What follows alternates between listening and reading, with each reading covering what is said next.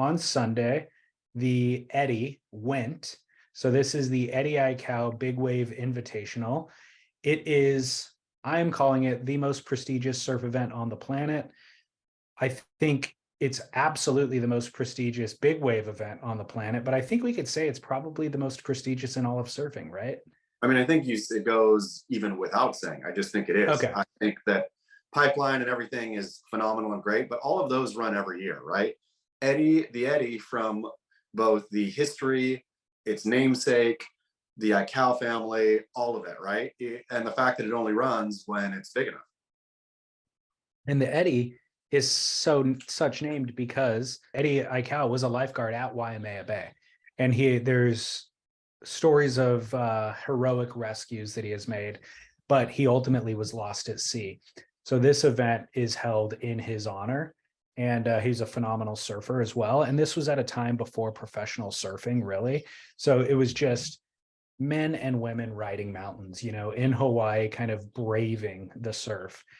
And so he was among the most equipped to brave any ocean condition.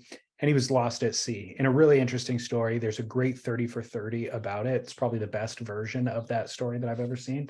But this event is named after him. And so it's only held when the waves are big enough. So it often doesn't run for 8 years at a time. And I think in the 30 or 40 years since the first event, it's only been held 10 times now.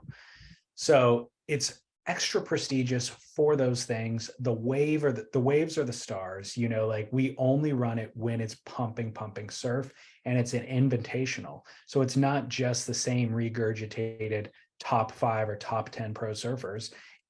And because the span of time is so long, there's new big wave surfers or new local chargers or whatever that get invited to it. Also, this year was the first time that the men and women competed side by side in the same event.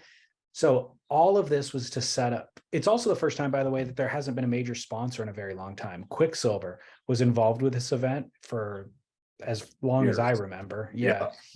And so this is the family, the Aikau family are now in control, running the event.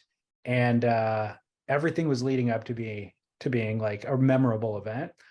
Well, the swell showed up in force. It was arguably the best Eddie swell that the Eddie has ever run in. And wouldn't you know it, a lifeguard, a North Shore County lifeguard who woke up to work that day. He was planning to lifeguard that day because he was on the alternate list. He wasn't even on the initial invite list. He was an alternate, but a couple of people withdrew from the event. So Luke got the call up, and a local lifeguard won the most prestigious surf event on the planet, which is named after a lifeguard who was lost at sea. I mean, my goodness gracious, what a wrap, David Lee Scales. Well done. Thank you. Real quick about that. I mean, there's so many different ways in to talk about the day. And as you said, like the invitee list is epic, but I'm not even going to go negative on the WSL.